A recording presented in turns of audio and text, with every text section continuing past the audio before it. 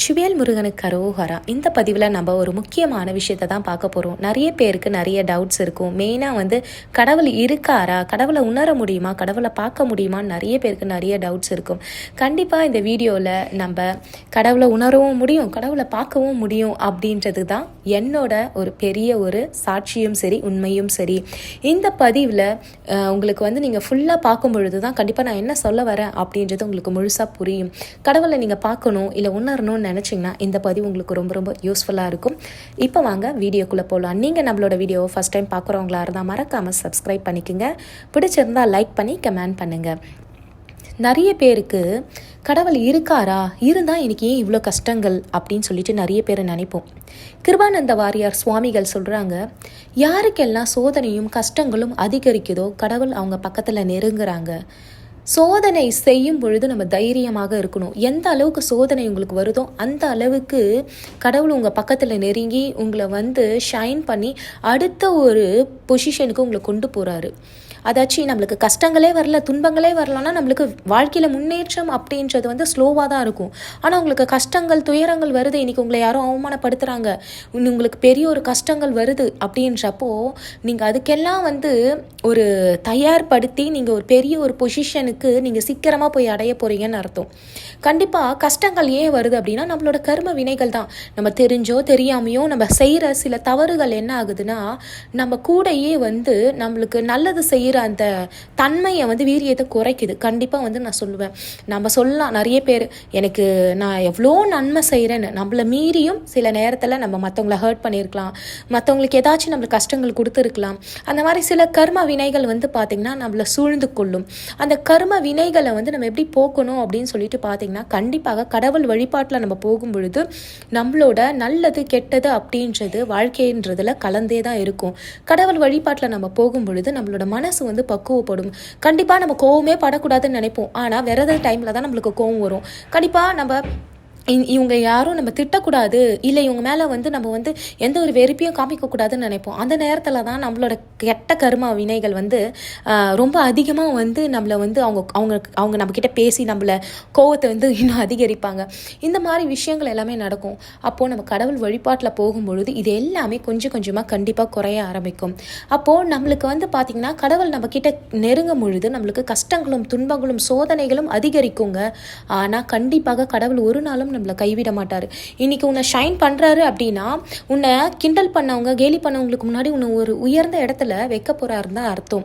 அதை ஃபஸ்ட்டு நம்ம புரிஞ்சுக்கணும். கண்டிப்பாக கஷ்டம் வரும் பொழுது சோதனைகள் வரும் பொழுது கடவுளை மனசில் நினச்சி நம்ம பார்த்திங்கன்னா அவரோட வழிபாட்டை நிறுத்தாமல் கண்டிப்பாக நம்ம வழிபாடு செய்யும் பொழுது நம்மளோட வாழ்க்கை ஒரு உயர்ந்த இடத்துல கண்டிப்பாக இருக்கும். அதே மாதிரி கடவுளை உணர முடியுமா, ஏன் கடவுளை பார்க்க முடியுமா அப்படின்னா என்னை பொறுத்த வரைக்கும் கடவுளை உணரவும் முடியும், பார்க்கவும் முடியும். கண்டிப்பாக உணர முடியும், பார்க்கவும் முடியும். என்ன சிஸ்டர் ஜோக் பண்ணுறீங்களான்னு கூட நீங்கள் கேட்கலாம். ஆனால் ஒரு விஷயத்தினால கடவுளை கண்டிப்பாக நம்மளால் உணரவும் முடியும், பார்க்கவும் முடியும். நிறைய பேர் சந்தோஷத்தில் பார்க்க முடியுமா அப்படின்னா கண்டிப்பாக முடியாதுங்க. நம்மளோட கஷ்ட காலங்களில் தான் நம்மளால் கடவுளை உணரவும் முடியும், பார்க்கவும் முடியும். ஃபார் எக்ஸாம்பிள், ஏதோ ஒரு நேரத்தில் நம்மளுக்கு உடம்பு சரியில்லை, நம்ம எவ்வளோலாம் நம்ம ட்ரீட்மெண்ட் பார்க்குறோம். ஏன் அந்த நேரத்தில் சில நேரத்தில் அந்த ட்ரீட்மெண்ட் நம்மளுக்கு ஒத்துக்கணும், கரெக்டான டைமில் எடுத்துகிட்டு போய் நம்ம ஹாஸ்பிட்டலில் சேர்க்கணும், கரெக்டாக நம்மளுக்கு ட்ரீட்மெண்ட் கொடுக்கணும். இந்த மாதிரி நிறைய விஷயங்கள் இருக்குங்க. எத்தனை பேருக்கு நல்ல ட்ரீட்மெண்ட்டு நல்ல டைமுக்கு நம்ம எடுத்துகிட்டு போய் சேர்க்கறது இல்லை, அந்த மருந்து நம்மளுக்கு கரெக்டாக ஒத்துக்கிறது எத்தனை பேருக்கு நடக்கும்னு நினைக்கிறீங்க? நம்ம நலம் பெற்று வரணும் அப்படின்னா அது கடவுளோட சித்தத்தினால தான் முடியுங்க. கண்டிப்பாக அன்னைக்கு உங்களை காப்பாற்றி இருப்பாங்க பார்த்தீங்களா, அவங்க தாங்க உங்களுக்கு கடவுள். ஒவ்வொரு நேரத்திலும் உங்களுக்கு உதவியாக இருந்திருப்பாங்க பார்த்தீங்களா, கரெக்ட் டைமுக்கு எடுத்துகிட்டு போய் சேர்த்துருப்பாங்க, டாக்டர் கரெக்டாக உங்களுக்கு ட்ரீட்மெண்ட் பார்த்துருப்பாங்க. அந்த மாதிரி ஒவ்வொருத்தரும் அந்த டாக்டர் தான் உங்களுக்கு கடவுளாக தெரியுவாங்க. உங்களுக்கு காசு கொடுத்து அந்த நேரத்தில் உதவி செஞ்சுருப்பாங்க, அவங்க தான் உங்களுக்கு கடவுளாக தெரியுவாங்க. அந்த மாதிரி கடவுளை நம்மளால் உணரவும் முடியும், பார்க்கவும் முடியுங்க. கண்டிப்பாக எத்தனை பேருக்கு நிறைய விஷயங்கள் கிடைக்கும்னு தெரியல. எத்தனையோ பேர் சாப்பாடு இல்லாமல் இருக்காங்க, எத்தனையோ பேர் கல்வி இல்லாமல் இருக்காங்க, ஏன் இருக்கிறதுக்கு வீடு கூட இல்லாமல் இருக்காங்க. அந்த மாதிரிலாம் நம்ம பார்க்கும்பொழுது கடவுள் நம்மளை எவ்வளோ ஆசீர்வாதமாக வச்சுருக்காரு. கண்டிப்பாக நம்மளால் முடிஞ்சதை முடியாதவங்களுக்கு கண்டிப்பாக நம்ம கொடுக்கணும். எப்பவுமே வந்து பார்த்திங்கன்னா ஏதோ ஒரு மூலியமாக தான் கடவுளை நம்மளால் உணரவும் முடியும், பார்க்கவும் முடியும். இன்றைக்கி உங்களுக்கு ஒருத்தர் வந்து கொடுக்குறாங்க, அதாச்சும் வந்து அது டாக்டராக இருக்கலாம், உங்களோட ஹெல்த்தை வந்து காப்பாற்றினவங்க, இல்லை உங்களுக்கு வந்து நீங்கள் ஒரு நல்ல கல்விக்கு ஒரு நல்ல ஆசிரியராக இருக்கலாம். இன்றைக்கி நீங்கள் ஒரு பெரிய பொசிஷனில் இருக்கிறதுக்கு உங்களோட அப்பா அம்மா எவ்வளோ வறுமையில் இருந்தாலும் உங்களை நல்லபடியாக வளர்த்து உங்களை ஒரு பெரிய பொசிஷனுக்கு கொண்டு வந்திருக்கலாம்.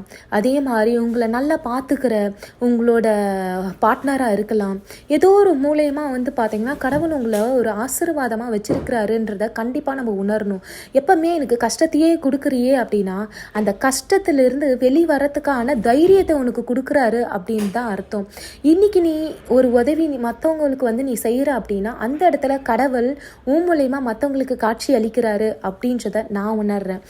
கண்டிப்பாக வந்து ஏதோ ஒரு ரூபத்தில் நம்மளை மற்றவங்கள விட பெட்டராக வச்சிருக்கிறாருன்னு கடவுளுக்கு நம்ம நன்றி சொல்லணுமே தவிர, கடவுளே எனக்கு இன்னும் தான் இது பண்ணு அது பண்ணுன்றதை விட நம்மளை விட கீழே இருக்காங்க பார்த்தீங்களா, அவங்களுக்கு நம்மளால் முடிஞ்ச உதவிகள் எதுவாக இருக்கணும். அவங்க அதாச்சும் ஹெல்த்துக்கு நீங்கள் கொடுக்கறதா இருக்கலாம், இல்லை ஏதாச்சும் வந்து அவங்க கல்விக்கு, இல்லை சாப்பாடோ, இல்லை உங்களால் முடிஞ்ச எந்த உதவியாச்சும் நீங்கள் செய்கிறீங்கன்னா அந்த நிமிஷம் அவங்களுக்கு கடவுள் மூலயமா ஏதோ ஒரு உதவி தூதர்கள் மூலயமா வந்துச்சு அப்படின்னு சொல்லிட்டு அவங்க நம்புவாங்க. அவங்களுக்கு நீங்கள் கடவுளாக தெரிவிங்க. அதனால் ஒவ்வொரு உதவியும் பார்த்திங்கன்னா கடவுளோட சித்தம் இல்லாமல் நடக்கலை. கண்டிப்பாக கடவுளை யார் மூலயமா பார்க்கலாம்? உண்மையாகவே நான் சொல்கிறேங்க, நம்ம மூலயமா நம்மளே பார்க்கலாம் கடவுள் நமக்குள்ளே தான் இருக்கிறாரு அப்படின்றத கொஞ்சம் உணர்ந்துட்டோம் அப்படின்னா கடவுள் இருக்கிறாரா அப்படின்றத நம்ம நினச்சி கூட பார்க்க மாட்டோம். கண்டிப்பாக எத்தனை பேர் உதவி செய்யாதவங்களும் இருப்பாங்க, அவங்க மூலயமா அரக்கர்கள் எப்படி இருப்பாங்க அப்படின்றதையும் நம்ம தெரிஞ்சுக்கலாம். கண்டிப்பாக யாரெல்லாம் வந்து இன்னைக்கு நம்ம மற்றவங்களுக்கு உதவி செய்யணும் அப்படின்னு நினைக்கிறோமோ கண்டிப்பாக அவங்க கூட கடவுள் நிற்பாருங்க, கஷ்டம் கொடுப்பாரு, கெட்டவங்களை ஆசிர்வதிக்கிற மாதிரியே இருக்கும், ஆனால் தேவையான போது கைவிட்டுருவார். ஆனால் நல்லவங்களுக்கு சோதனை கொடுப்பாருங்க, ஆனால் அவங்களுக்கு தேவையான போது கை கொடுத்து பல மடங்கு அவங்கள விட உங்களை தூக்கி பெரிய ஒரு உயரத்தில் வைப்பார்.